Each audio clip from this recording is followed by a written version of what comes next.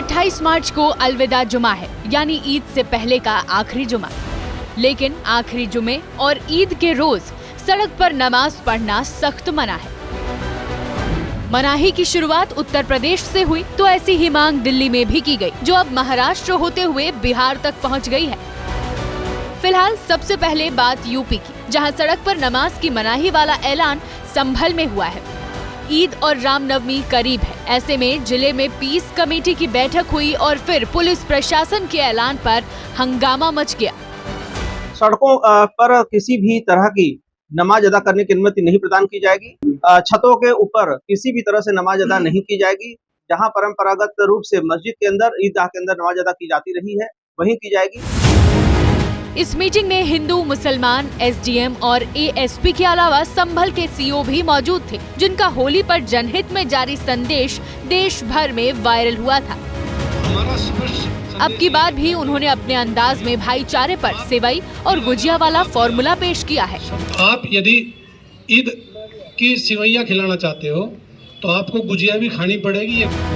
सड़क पर नमाज पर रोक का आदेश उत्तर प्रदेश के कई जिलों में लागू है। मेरठ में तो नियम तोड़ने वालों के लाइसेंस और पासपोर्ट रद्द करने की चेतावनी तक दी गई है। और ऐसा कोई क्रिमिनल केस किसी के खिलाफ दर्ज होता है तो पासपोर्ट और जो लाइसेंसेज होते हैं वो नहीं दिए जाते जब तक कोर्ट से एनओसी ना ली जाए। मेरठ में पिछली बार आदेश को ठेंगा दिखाया गया था। इस पर 200 लोगों के खिलाफ मुकदमा भी हुआ था। पुलिस प्रशासन इस बार भी मुरव्वत के मूड में नहीं है, जिससे मुस्लिम समुदाय नाराज है। नाराजगी उन नेताओं और राजनीतिक दलों में भी है, जिनके लिए त्योहार भी वोट बैंक पुख्ता करने का मौका है। चंद 10 मिनट की नमाज पढ़ने से क्या किसी को कोई परेशानी है, और इस चीज़ के लिए अगर ये करते हैं तो यकीनन हम मशवरा कर करके मैं अपने वकील से मैं कोर्ट भी का दरवाज़ा खटखटाऊंगा। हमारी जो मजहबी आज़ादी है उसको छीनने का काम हो रहा है। कांग्रेस कह रही है, क्या इस तरह की पाबंदियां सिर्फ मुसलमानों पर ही लागू होंगी? तो सत्ताधारी बीजेपी का जवाब है, सड़क सबकी है, ऐसे में बंदिशें भी हर धर्म पर लागू हैं। सारी पाबंदियां मुसलमान पे आपको आयद करनी है, करिए। या सिर्फ मुसलमान से ही एतराज होता है? किसी जगह दूसरों को भी तो एतराज होता होगा। ये सभी धर्मों पे लागू होता है कि कोई भी इस तरह से व्यवस्थाओं को बिगाड़े ना। चलिए अब दिल्ली, जहां बीजेपी के विधायक करनैल सिंह ने पुलिस कमिश्नर को चिट्ठी लिखी है, जिसमें सड़कों और सार्वजनिक जगहों पर नमाज पर रोक लगाने की मांग की गई है, जिस पर विपक्ष को एतराज है। दिल्ली के अंदर अब ये सहन नहीं होगा कि सड़कों पर नमाज पढ़ी जाए। आपकी मस्जिद के अंदर जब जगह है, छत पे जगह है, आप अव्यवस्था क्यों फैलाने की कोशिश कर रहे हैं? मकसद नमाज नहीं है, मकसद मुद्दों की राजनीति से हटके लोगों को डाइवर्ट करना है, भटकाना है, इसलिए ये लोग इस तरह की बात करते हैं। सड़क पर नमाज के विरोध में आवाज की परिधि यूपी और दिल्ली से दूर महाराष्ट्र तक पहुंच गई है। सत्ताधारी शिवसेना यहां भी इसी तरह की मांग दोहरा रही है, तो विपक्ष वाली शिवसेना सवाल उठा रही है। मैं अब मांग करूंगा मुंबई पुलिस से और महाराष्ट्र सरकार से कि इस ईद पे हमारे जितने मुस्लिम भाई हैं वो सभी या तो ईदगाह में जाके नमाज पढ़ें या मस्जिदों में नमाज पढ़ें। इससे सरकार की तरफ से आदेश जारी हो। एक तो उन्होंने जाहिर करना चाहिए कि उन्होंने आखिर हिंदुत्व छोड़ ही दिया, और नहीं तो ये सब नौटंकी है। नीतीश वहाँ बिहार में करके दिखाओ नहीं। एक तो उनको आप सौगात दे दो, नहीं तो बिहार में भी कहो कि हम नमाज नहीं पढ़ने की, कुछ तो करो। उद्धव ने बिहार का नाम लिया तो अब वहां से उठी आवाज को सुनना भी जरूरी है। जेडीयू तो नहीं, लेकिन बीजेपी कोटे के मंत्री नमाज के लिए सड़क के इस्तेमाल पर आपत्ति जता रहे हैं। और नमाज पढ़ने के लिए तो उनका मदरसा है, उनका मस्जिद है, और ना कहीं जगह मिले तो कब्रिस्तान में इतना बड़ा जगह घेर कर रखे, वहाँ जाकर नमाज पढ़िए। रोड है चलने के लिए। सड़क पर नमाज के पक्ष और विपक्ष में राजनीतिक ही नहीं, धार्मिक बयानबाजी भी हो रही है। मौलाना कह रहे हैं, जगराते और कांवड़ यात्रा भी तो सड़क पर होती है, फिर नमाज से कैसी दिक्कत? जगराते भी सड़क पे हुए हैं, कांवड़ यात्रा भी सड़क पे निकलती हैं, जितने भी हिंदू धर्म के त्यौहार हैं उनके जुलूस निकलते हैं या सिख धर्म के निकलते हैं, वो सब सड़कों पे तो निकलते हैं। किसी मुसलमान ने आज तक कोई कंप्लेन किसी के खिलाफ नहीं की। सड़कों पे अगर असुविधा हो रही है, वहाँ पर कुछ हो रहा है तो वहाँ पर वो भी नहीं होना चाहिए। उसके लिए सबके अपने स्थल है, पूजा स्थल है। मुसलमानों का मस्जिद है, हिंदुओं का मंदिर है, वो अपने मंदिर में करे या मस्जिद में करे। अब सवाल ये कि क्या वाकई अब की बार मुस्लिम समुदाय सड़क पर नमाज से तौबा करेगा या फिर पुराना सिलसिला जारी रहेगा? और क्या इस तरह की पाबंदियां बिना धार्मिक भेदभाव के लागू होंगी? क्योंकि ये सवाल विपक्ष पूछ रहा है। चिकन मटन की दुकान बंद करने की मांग वाला मुद्दा दिल्ली विधानसभा में उठा, जहां बीजेपी विधायकों ने चैत्र नवरात्र के 9 दिनों में मांस मछली की दुकानों पर तालेबंदी की मांग की। और इतना ही नहीं, इस मांग का दायरा दिल्ली को पार कर यूपी और एमपी तक पहुंच गया कि मीट की दुकान पर सियासी घमासान लगातार जारी है। हमारे नवरात्रे आ रहे हैं और दिल्ली की जगह जगह फुटपाथों पर जो मीट बेचा जा रहा है, जिससे हमारी आस्था को भी ठेस पहुंचता है, और दुकानों पर खुले तौर से जिनके पास लाइसेंस भी नहीं है, मैं मंत्री जी को अनुरोध करूंगा कि इसका संज्ञान लेकर के कम से कम जो पटरियों पर मीट बेचा जा रहा है उसको इमीडिएटली बंद किया जाए। सारे अधिकारियों को निर्देश दे दिए गए हैं, कोई भी मांस मच्छी वाला दिल्ली में इलीगल बैठा हुआ है तो उसको तुरंत हटाने का निर्देश हमने दे दिया। नवरात्रि करीब है, ऐसे में मांस मछली की दुकानों पर तालेबंदी की मांग जोर पकड़ रही है। इसके लिए हिंदूवादी राजनीति के पैरोकार सड़क से लेकर सदन तक आस्था का हवाला दे रहे हैं। छोटी छोटी दुकानें हैं, मीट की दुकानें, वो खुलेआम मांस बेचते हैं पीटल की सड़कों में, और बेड़ धड़ल्ले से उनको कोई रोक नहीं है, कोई टोक नहीं है, और जिससे यातायात में दिक्कत तो होती है पर आसपास के जाने वाले लोगों को भी दिक्कत होती है। सारे सदस्यों से कहना चाहता हूं कि आपके यहाँ पे जितनी भी इंक्रोचमेंट है हमको लिखित रूप में दें, सारे के सारे सदस्य दें, और जब भी इंक्रोचमेंट ड्राइव हो तो वहां पर खड़े होकर हमारा साथ दें। दिल्ली में पटपड़गंज से विधायक चुने जाने से पहले भी रविंद्र नेगी नवरात्रि में चिकन मटन की दुकानों को बंद कराने की मुहिम चला चुके हैं।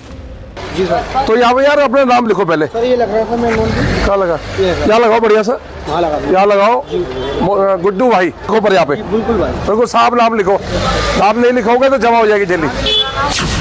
लेकिन अब तो खुद सत्ता में है, ऐसे में इस बार चैत्र नवरात्रि से पहले मांस, मुर्गा और मछली अंडा बेचने वालों पर कानूनी डंडा चलाने की आवाज मुखर है, जिसे विपक्ष नौटंकी बता रहा है। भाजपाइयों के भी तो तमाम रेस्टोरेंट हैं जहां मीट मुर्गा सब बिकता है, बंद करा दोगे? कराओ बंद। खाली गरीब की ठेलिया तोड़ के बहादुर बनना है इनको। अरे भाई हिम्मत है, KFC बंद कराओ। यहां इतनी एम्बेसीज हैं, मोदी जी को बोलो सारे एम्बेसी में बंद कर दें। विपक्ष चाहे जो कहे, बीजेपी वाले अपनी धुन में मगन है। अब जरा यूपी के हापुड़ का ये वाकया ही देखिए। नवरात्र आ रहे हैं तो मीट की दुकानों के लिए क्या सरकार की तरफ से आदेश जारी हुए? नवरात्रों में निर्देश आया क्या? निर्देश आया? सवाल मंत्री जी से पूछा गया तो जवाब खुद देने के बजाय उन्होंने इसे डीएम एसपी की तरफ पास कर दिया। इस पर एसपी साहब जवाब दे ही रहे थे कि मंत्री जी तपाक से बोल पड़े। सामान्य रूप से मंदिर के आसपास और ये जो भी है इस रास्ते में बंद कराइए, उसको बंद कराइए सकते। 9 दिन में नवरात्रों में कोई मीट की शॉप नहीं खुलेगी।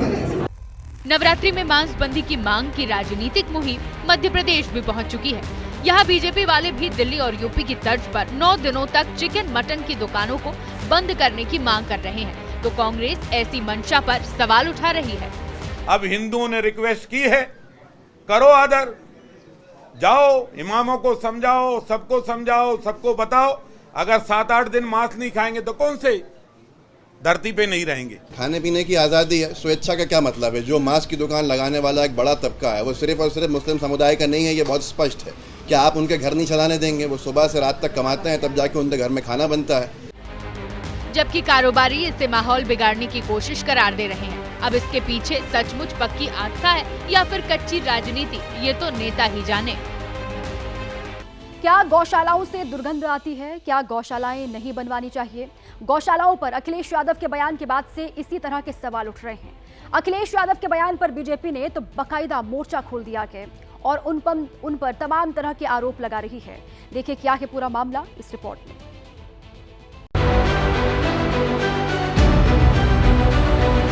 दुर्गंध पसंद करते हैं इसीलिए गौशाला बना रहे हैं, हम सुगंध पसंद कर रहे थे इसलिए इत्र पार्क बना रहे थे। सुगंध और दुर्गंध वाले जुबानी तीर चलाकर अखिलेश यादव कोशिश तो बीजेपी को घायल करने की कर रहे थे, लेकिन उस कोशिश में गौशाला का उदाहरण देकर वो खुद अपने ही चलाए शब्द बाणों में उलझ गए हैं।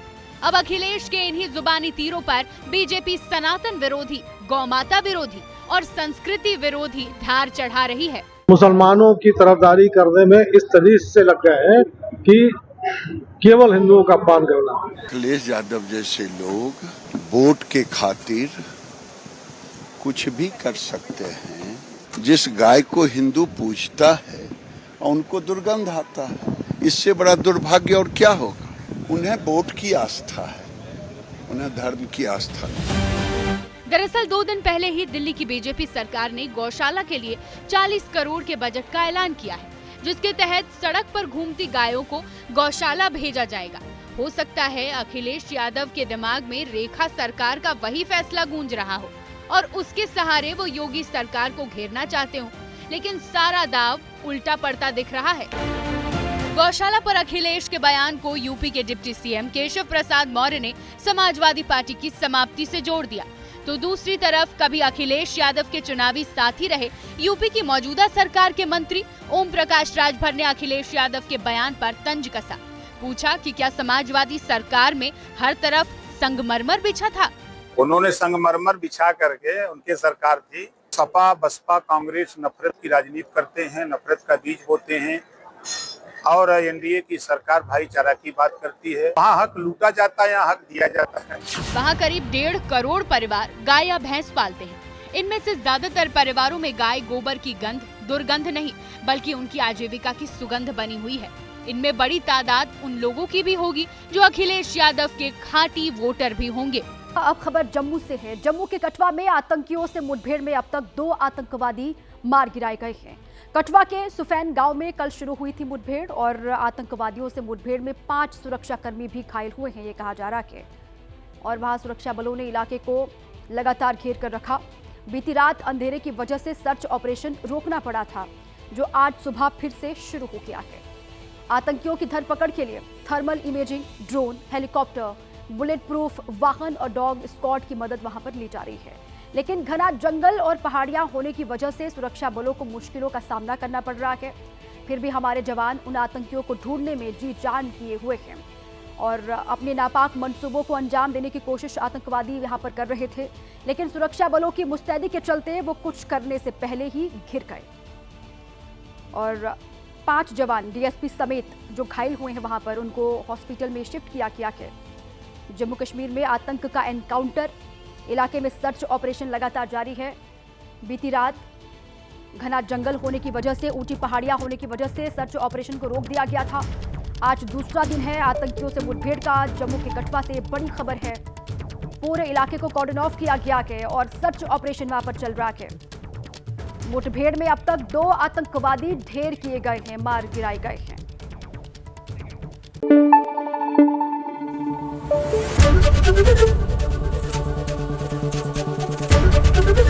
एबीपी न्यूज आपको रखे आगे।